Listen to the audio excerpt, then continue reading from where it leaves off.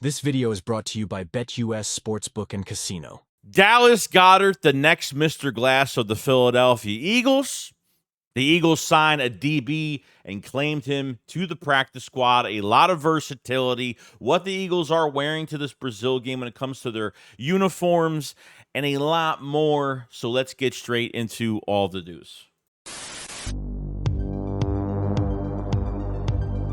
A killer buried, but not dead. Darren, we better turn around. Because I've seen enough horror movies to know any weirdo wearing a mask is never friendly. Yo, what is going on, guys? I hope everyone's having a fantastic day. Just want to go over some news with the Philadelphia Eagles as usual. I can't even talk today. But I think the number one thing we really have to talk about is the tight end position. Do I think there's a future number one on this team? Do I think there's a future number two? Maybe, possibly. Like I've said, we haven't seen enough from the tight end position when it comes to whatever really is behind Dallas Goedert. You know, obviously we've seen Grant Calcaterra in some game. Really, the last game that he played well in was that Washington game a couple years ago. I mean, it's been a while since we've even seen him really produce. And when you look at the rest of the squad right now, you know, Kellen Moore, like I said, loves to use those tight ends. I think is one of his favorite positions to get involved. And, you know, you don't want to ignore a position because of injuries like we did last year. But before we get into anything regarding the tight end position, this video is sponsored by BetUS. And, yeah, let's take a word from our sponsors. If I'm the betting man, then I am, and you're rooting for the Philadelphia Eagles, this is the redemption year for Jalen Hurts. This is the year we get the bad taste out of our mouths from last season. If I'm going all in, ride or die with a Super Bowl and bringing that Lombardi trophy back to Philadelphia for a second time, you need to go to BetUS, and I'm not wasting any time with it. I'm putting $500 down as the risk and getting $7,000 back at the end of the year because this offense is going to be explosive. This defense by Vic Fangio is going to be dynamic. New customers for BetUS get a 125% deposit bonus on your first 3 deposits up to $2,000. You can't pass up on this for the most important season for the Philadelphia Eagles. Check the link in the description below, and I want to thank BetUS for sponsoring this video. So things are getting a little crazy right now because as much as people will just look at the roster and see what we have at tight end behind Dallas Goedert, there's nothing promising. We've seen some preseason games. We've seen some practices. But, you know, it's very, very little sample size of what we've gotten to be really excited about. You know, Albert O, they traded for last year, did nothing with him, got hurt, and then went into this offseason program. They re-signed him to a one-year deal, got hurt again, and now needs that inner muscle tissue surgery, which he's going to be out for a while, so he's on IR. Calcaterra seems like it's a calf, it's a shoulder, it's a pinky nail. It's always something small, and we haven't seen production from Calcaterra really the last couple years. That that game against Washington in the first half, I forgot what it was. I mean, that was really the last big game. And honestly, when it comes to Calcaterra, I don't know if he is much of a blocking tight end as at this point to be even close to, as a number 2, you should be able to do that. It's slim pickings, guys. EJ Jenkins has been the best tight end we've seen besides Dallas Goedert, before he got injured. Really the best tight end we've seen in this, I would say the third best guy that we've seen so far. I mean, there's really nothing more to say about him. I mean, I want to see more. I want to see him against better competition, see what he could do. And, EJ Jenkins, 6'6", 235, 245, in between there. So he's got really good size. I'm hoping he can get his speed up a little bit more, and I feel there's some good things there. I feel like there's some really, really good things with him. And then you sign Jack Stahl to the practice squad as well, so it's good. So you have EJ. You ended up getting EJ Jenkins off waivers, which I didn't think we were going to get him back at all. I'll be honest with you guys. But not just that, but they add more depth to tight end and get Jack Stahl back. He left, went to the New York Giants, and Jack Stahl has been the most consistent guy we have had behind Dallas Goedert. Okay, Jack Stahl's undrafted, man. The Eagles have made him pretty successful in Philadelphia. It seems like he can't play anywhere else. Went to the Giants. I don't know what he did over there. I don't know if he had an injury. I don't know what's going on. The mullet is back in Philadelphia, which is great. But he's the number one. What you can really rely on Jack Stahl for, as the number one skill set he has, I think is really his blocking. I think he's going to be used for a lot of red zone. He'll be used for short yardage when you bring in an extra lineman or something like that. They can always use him on the line for anything, really. So I think Jack Stahl is very valuable when it comes to that. And, might not get the craziest separation, but he does have reliable hands at times. So I feel like I would trust Jack Stahl out of all these guys, but I know that Calcaterra is sitting there as the number 2 and will probably play, and that's what you have right now. It's a lot of uncertainty. There's flashes of things going on with players, and unfortunately, it's just not enough. We haven't seen someone really take that big step forward as the number 2 guy, and Calcaterra is just not it right now because of his health and obviously big questions for his blocking. But Dallas Goedert, though, guys, this is really bad.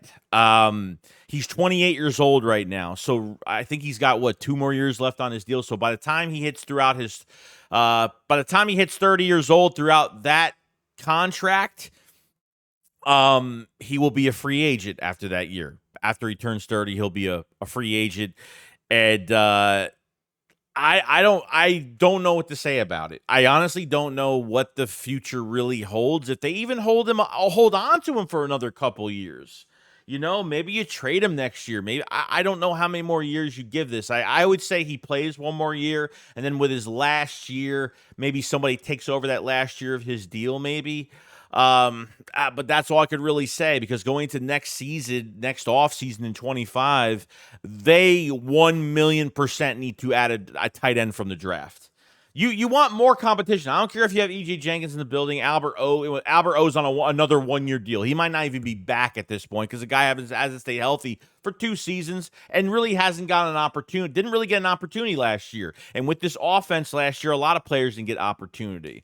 That's why wide receiver 3 is upgraded. That's why, running backs upgraded. We have upgrades to our offense now. But tight end, we can't replace 2 weaknesses with 2 strengths, and now we have another weakness, which is tight end. Haven't been really high on this position all offseason because I didn't really think we were going to get much out of it. Like I said, we've gotten flashes from EJ. We have gotten flashes here and there, but it just hasn't been enough. Okay, and availability is really the biggest thing when it comes to our tight end position as of right now. So, yeah, it definitely hurts, no doubt. But, we used to call Carson Wentz Mr. Glass. Seems like Dallas Goedert is like the next Mr. Glass at this point. And the guy cannot, the oblique injury was killer. I know Jalix Hunt has the same injury, and this could be a few days to a few weeks, like 3 weeks it could take up. So if you miss Dallas Goedert, somebody really and desperately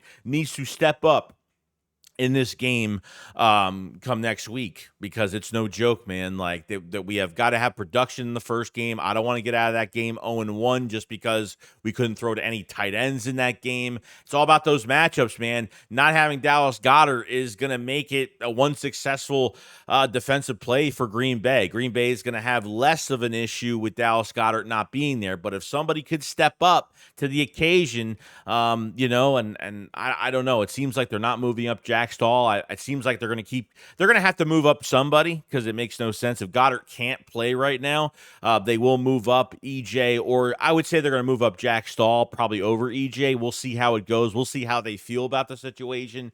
Because I don't even know if Calcaterra is like 100% right now. I really don't know. So this is the issue we've been dealing with, and I think Goddard's days are numbered at this point. Like I said, I think he stays for one more year, but his last year of his deal, I don't think they play through it. I think by that time you should find another. You should be finding your number 1 tight end all over again in an early round, and try to get a good talent in the building. Because at this point, guys, what am I going to say? What if Dallas Goedert's out the whole year? What if he gets hurt again this year? I mean, they might even get rid of him next year. So, Kellen Moore loves these tight ends. You want to make sure your quarterback has every weapon at every position, that it's endless. And obviously losing, you got to get more creative. When you lose your top stars to your offense, Kellen Moore is going to have to be more creative with this offense, which I'm not really worrying about too much. But you lose a good player at a position, you got to fill the spot with a less of a skill set type player, and that's where you're pretty much at right now with Dallas Goedert. So I want to know what you guys think about that whole situation with him, and how do you feel about him just being hurt right now, and how are you kind of done with him? Are you kind of like, yeah, after this year I'm kind of done, or are you kind of like, let him finish out his contract? Want to know from you guys what you guys think. Now, the Philadelphia Eagles did sign a player off waivers, and that is JT Woods, a third-round pick in 2022 from Baylor.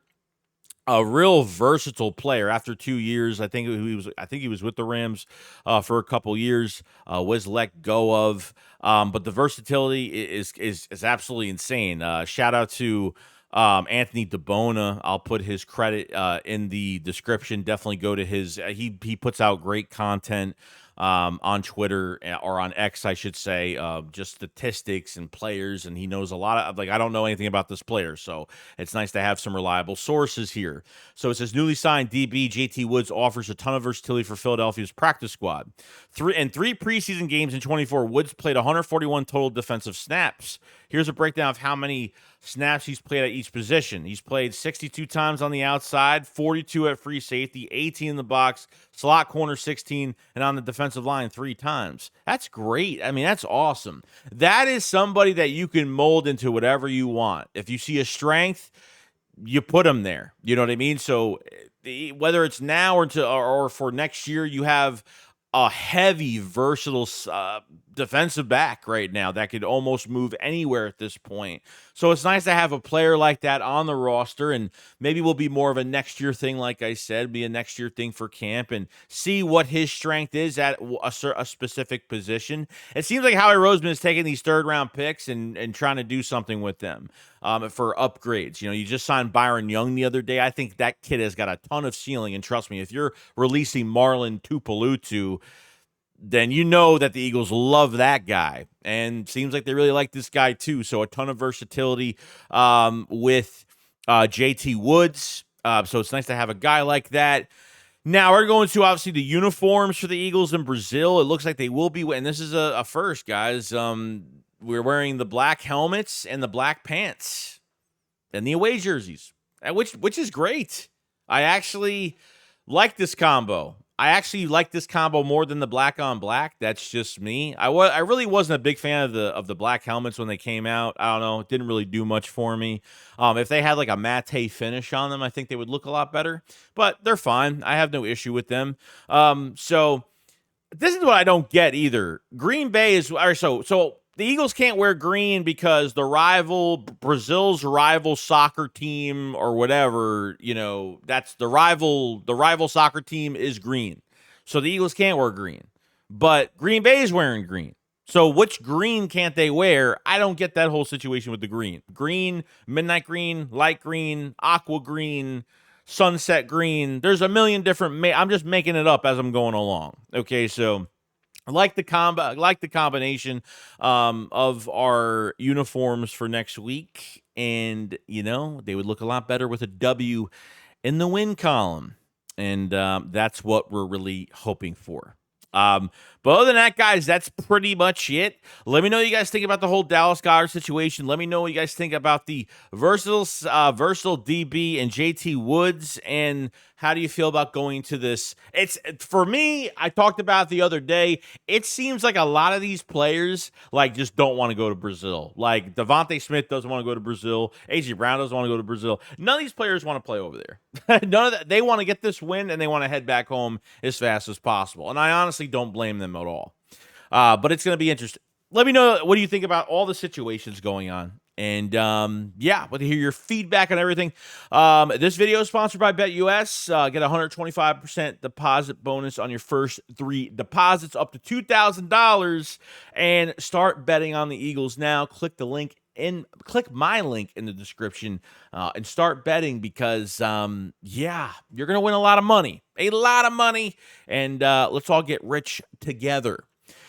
This was a short one today. Nothing crazy. We'll get into more Green Bay stuff this weekend. You guys have a fantastic day, and I will see you guys on the next one. Shakes, what up? Follow slide. Peace out, guys.